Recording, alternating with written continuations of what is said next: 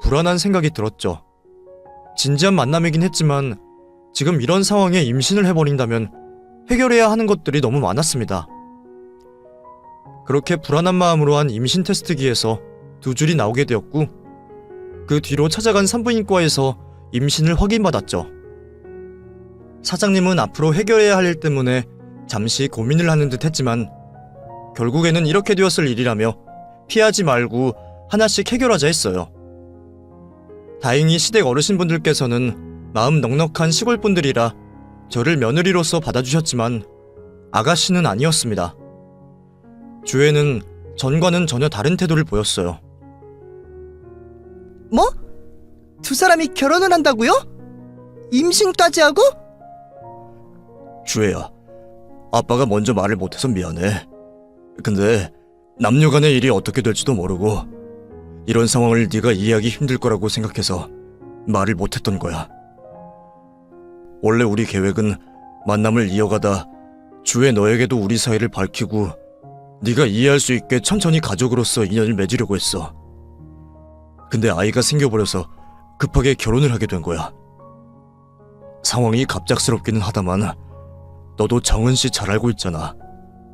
오히려 네가 나보다 더 정은 씨를 잘 알고 의지할 거 아니야.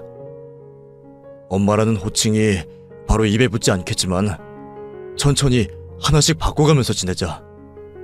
우리 가족 정말 행복할 수 있게. 아빠, 지금 무슨 소리 하는 거예요? 아줌마가 왜 내 엄마가 되는 건데요? 왜 나랑은 상의 하나 없이 마음대로 결정하는 건데요?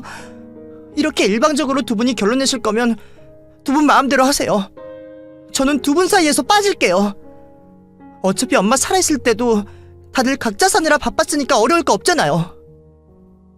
그리고 아줌마, 더는 내 방에 들어오지 말아요. 뭐든 내가 알아서 할 테니 나한테 신경 끄시고요. 저의 이야기를 듣고 주애가 긍정적으로 받아줄 거라고는 생각하지 않았습니다.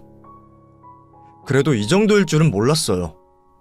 아가씨와는 이 집안 사람들 중에 그 누구보다 가깝다고 자신할 수 있었고, 저를 정말 엄마처럼 따라주던 아이였기 때문에 혼란스러워하긴 해도 큰 반대는 없을 줄 알았죠. 하지만 저희와 대화를 거부할 정도로 반대를 했습니다. 배는 불러오고 이미 다른 가족들에게 인사를 한 상황이라 결혼을 미룰 수가 없었어요. 남편의 설득 끝에 우리 결혼식에 주애를 억지로 데려앉혔지만 여전히 배신감 가득한 눈빛으로 저를 쳐다봤죠. 결혼을 한 후에도 마찬가지였어요. 주애에게 미안한 행동을 한 것 같아 조심스럽게 다가갔지만 제가 말을 붙이기도 전에 자리를 피하고는 했습니다. 그뿐만이 아니라 주애는 제가 있는 집을 들어오는 걸 싫어했고 친구들과 어울려 방황을 하기 시작했어요.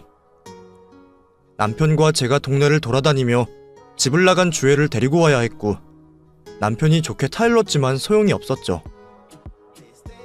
제가 방황을 하고 있는 주애에게 적극적으로 다가가서 이해를 시키고 싶었지만 저에게 강한 적대감을 드러내는 아이에게 쉽사리 다가갈 수가 없었습니다.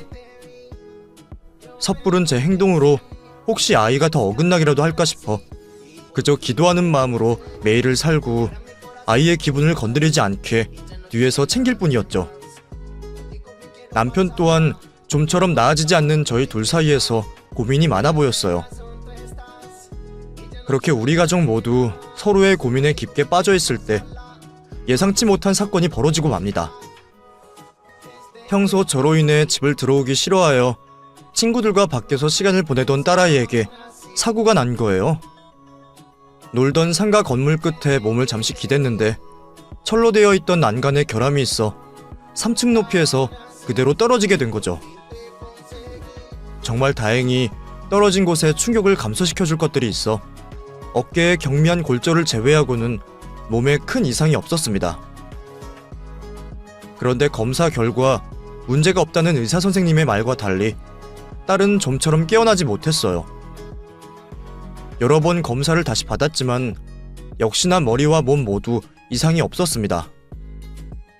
의사 선생님께서는 아이가 깨어나지 못하고 있는 걸 정신적인 요인 때문인 것 같다 말을 했죠. 우선 다른 이상이 없다고 판단이 되었던 우리는 의사 선생님과 상의 끝에 아이가 심리적으로 편안함을 느낄 수 있는 집으로 데려가기로 하였습니다. 남편도 마찬가지였겠지만 저 역시도 아이가 이런 상황에 놓이게 된 걸 자책하고 있었죠. 제가 너무 제 감정만을 내세워 무리하게 결혼을 하여 아이를 저렇게 만든 건 아닐지, 아이가 깨어나지 않는 이유가 저를 보기 싫어서 그런 건 아닐까 하고요. 그런 미안한 마음에 아이가 하루라도 빨리 정신을 차릴 수 있게 제 모든 시간을 사용하여 돌봤습니다. 그 당시 제 마음은 아이가 일어날 수 있다면 무엇이든 할 수가 있을 것 같았어요. 하지만 아이는 좀처럼 일어나지 않았죠. 그러다 며칠 후 조금씩 몸에 움직임을 보이던 아이가 눈을 뜨며 정신을 차리기 시작했습니다. 저는 급히 밑에 있던 남편을 부르고 아이를 일으켜 물을 마시게 했어요. 아이가 일어나준 것만으로도 너무 감사해 눈물을 흘리고 있었는데 정신을 차린 아이가 저를 보고는 냉소적인 말을 하더군요. 굳이 연기까지 하면서 눈물 흘리지 마세요. 이 자리에 아빠가 없었으면 흘리지 않았을 눈물이잖아요. 솔직히 내가 영영 일어나지 않길 바랬을 텐데. 저는 가시가 돋친 아이의 말에도 아무 말을 할 수가 없었습니다. 아이가 저에게 가진 감정을 알고 있었으니까요. 주애가 일어난 것만으로도 감사했던 저는 아이가 하는 모진 말들을 가슴에 박히는 대로 감내하며 주애가 편히 쉴 수 있게 자리를 떠나려 했습니다. 그런데 남편은 그 모습을 지켜볼 수가 없었나 봐요. 방을 나가려는 제 팔을 잡고서는 이제 막 일어난 아이에게 목소리 높여 말을 했죠. 너 아무리 정신이 없다고 해도 그게 무슨 말이야?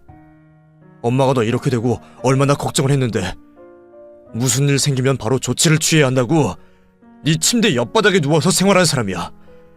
아무리 철이 없고 이제 막 일어나서 정신이 없다고 하지만 사람이 자기 때문에 걱정하는 모습 보이면 감사해야 하고 죄송할 줄 알아야지.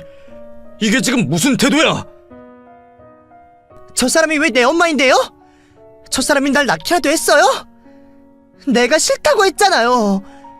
내가 저 여자 엄마로 들이기 싫다고 했는데 아빠랑 저 여자가 자기들 마음대로 결혼해서 내 엄마 노릇 한다고 있는 거 아니야. 그리고 아빤 바보야? 저 여자가 자기 아이 낳으면 날 가만히 놔둘 것 같아. 아무것도 안 해도 거슬리는 내가 자신을 이렇게도 싫어하니 얼마나 이 집에서 쫓아내고 싶겠어. 자기 자식한테 이 집 모든 걸 물려주고 싶을 거 아니야. 아줌마 착한 척 연기하지 말아요. 그런다고 내 엄마 자리를 차지할 수 있는 게 아니니. 아줌마가 뭘 한다고 해도 돈 많은 우리 아빠 꼬신 꽃뱀일 뿐이고 우리 집에서 일하던 식모일 뿐이야. 늙어 빠진 꽃뱀년. 넌 식모야. 알아? 아이는 흥분을 하고는 제게 막말을 퍼붓기 시작했습니다. 제가 이 방을 떠나야만 아이가 진정을 할 것 같아 저를 잡고 있던 남편의 손을 뿌리치고 나가려 했죠. 그런데 순간 짝 하고 무엇인가 부딪히는 소리가 들려왔어요. 직감적으로 느낄 수 있었습니다. 이건 살과 살이 부딪히는 소리라는 걸요. 뒤를 돌아보자 단 한 번도 딸을 때린 적 없던 남편이 주혜의 뺨을 내리친 후였죠. 주혜 또한 아빠가 자신의 뺨을 때렸다는 상황에 놀라 빨갛게 달아오른 뺨을 만지며 방금 전에 벌어진 일을 믿지 못하는 모습이었습니다. 그럼에도 남편은 아직 화가 덜 풀렸는지 딸에게 소리치기 시작했죠. 너 정말 너무한 거 아니냐? 네 엄마가 너한테 지금까지 잘못한 게 뭐가 있다고 입에 담을 수도 없는 그런 말을 해. 그래, 네 친모 그 여자가 너한테 그렇게 소중해?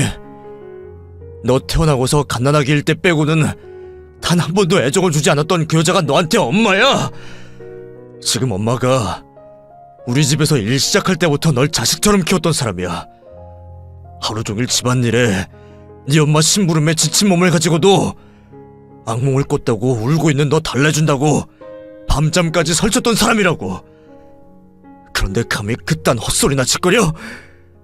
나도 지금까지는 미리 너에게 우리 사이를 알리지 못한 미안한 마음이 있어서 좋게 행동했는데 더는 안 되겠다. 정 그렇게 이 사람이 싫고 이 집이 싫으면 내가 너를 밖으로 보내주마. 유학을 보내든 기숙사 학교를 보내든 이 집에서 나가 살게 해주고 네가 받을 재산도 미리 다 정리해서 주마. 여보, 그만해요. 애 놀란 거 안 보여요? 당신은 이런 애가 뭐가 소중하다고 뱃속의 아기까지 잃을 뻔하게 걱정을 해요. 당신도 이제 더는 주에 신경 쓰지 말고 당신 몸과 아기에게만 신경 써요.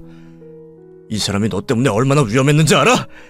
쓰러진 너 보살핀다고 하루 종일 너에게만 신경 쓰다가 유산까지 할 뻔했어. 아무것도 모르면서 어디서 그런 말을. 여보, 그만해요. 이제 막 정신이 든 아이한테 무슨 짓이에요. 자기도 놀라서 그런 거니까 그만하고 나랑 같이 내려가요. 주혜야, 아빠가 주혜 걱정한다고 신경을 많이 써서 그런 거니까 너무 마음에 두지 말고 우선 편히 쉬렴. 필요한 게 있으면 문자로 부탁하고 내가 방 앞에 둘게. 남편은 아직 주혜에게 할 말이 남아있는지 씩씩거리며 방을 떠나려 하지 않았지만 제가 온몸을 다해 끌고 1층 안방으로 데려갔습니다. 당신은 그런 말 듣고도 저희한테 웃음이 나와요? 하다못해 짐승들도 치료해준 사람 알아보고 고마움을 표하는데 쟤 하는 걸 좀 봐요. 방금 전에 제가 한 소리 못 들었어요? 들었어요. 근데 주혜 이제 겨우 고등학생이에요. 한창 예민하고 작은 것에도 감정이 폭풍같이 몰아치는 아이라고요. 그런 시기에 갑자기 엄마가 된 내가 좋게 보이겠어요? 그것도 아이한테는 일방적으로 우리 관계를 설명한 거잖아요. 그리고 지금은 자기도 원치 않는 사고가 나서 놀라고 짜증스러울 텐데 그런 애가 말하는 걸 뭐하러 귀담아 듣고 반응을 해요. 오늘 한 이야기야 나중에 몸이 괜찮아지고 진정이 되어서 이야기하면 되는걸. 말하고 혼내는 것까지는 나도 당신을 이해하겠는데 뺨까지 때리는 건 너무했어요. 이런 상황에서 아이가 어떻게 느끼겠어요. 또 나 때문에 자기랑 아빠 사이가 멀어지게 되었구나 할 거 아니에요. 다음부터 혼을 내려면 모든 상황 마무리되고 나서 서로 진정이 된 다음에 혼을 내고 매를 들더라도 손찌검은 하지 마요. 우선 며칠간은 주혜도 진정을 해야 하니까 괜히 가서 놀란 아이를 건드리지 말고 휴대폰으로 사과하고 기다려요. 여보, 이제 기다리는 건 그만할 때가 되었어요. 이제는 매를 들든 혼을 내든 지금 우리 상황을 받아들이게 해야죠. 언제까지 어린애라고 기다리고만 있을 거예요. 주혜 회복하면 내가 알아서 해볼 테니 조금만 더 기다려줘요. 그리고 애한테 유산할 뻔했다는 이야기는 뭐하러 해요? 아무 일 없었으면 된 거지. 괜히 애한테 죄책감만 생기잖아요. 당신 앞으로 가만히 있겠다고 나랑 약속해요. 알았죠? 남편이 꺼냈던 말처럼 주혜가 쓰러지고 하루 종일 아이의 곁에서 상태를 확인하던 저는 유산을 할 뻔했습니다. 안 그래도 주혜가 저에게 마음을 주지 않아 심적으로 힘들어하던 상황에서 아이를 돌본다고 육체적으로도 무리를 하다 보니 위험한 상황이 생길 뻔한 거죠. 그래도 정말 다행히 아이는 무사했어요. 그날 이후 휴식도 취하고 제 몸도 신경 쓰면서 주혜를 돌보고 있었죠.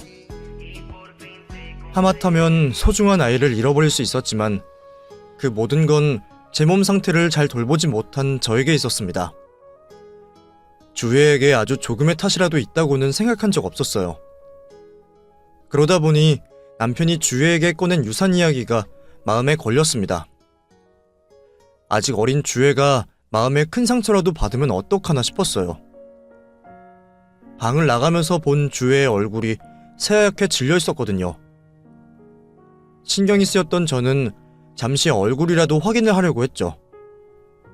요기할 거리를 가지고 가서 얼굴을 확인하려고 했어요. 주혜가 어렸을 때부터 좋아하던 죽을 끓였습니다. 그리고 주혜 방에서 노크를 하고 죽을 넣어주려고 했는데 제 노크 소리가 들리자마자 문이 열리는 게 아니겠어요? 그리곤 그 앞에 있던 주혜가 죽이 들어있던 쟁반을 옆에다 치워놓고 제 품에 안기는 겁니다. 꿈에서나 그리던 상황이라 기뻐하지도 못한 채 당황을 해선 제 품에 안겨있는 주혜를 다독였죠. 아이는 제게 잘못을 했다고 하면서 울고 있었습니다. 엄마 죄송해요. 제가 잘못했어요. 제가 두 분께서 결혼을 한다고 하니까 너무 놀라서 치기 어린 마음에 엄마한테 못된 짓만 했어요. 저도 속으로는 제 엄마가 되어주셔서 좋았던 것 같은데 친엄마가 죽은 상황에 마냥 좋아하면 내가 나쁜 년인 것 같기도 하고 갑자기 아빠랑 결혼하고 아이까지 생겼다고 하니까 믿었던 사람에게 배신을 당한 것 같아서 괜히 삐뚤게 행동했던 것 같아요. 미안해요, 엄마.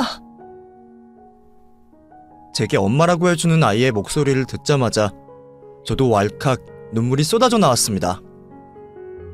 저에게 용서를 구하는 아이에게 괜찮다며 오히려 내가 미안하다며 제 마음을 전했지만 아이는 큰 죄를 지은 것처럼 계속 미안하다라는 말만 되뇌고 있었죠.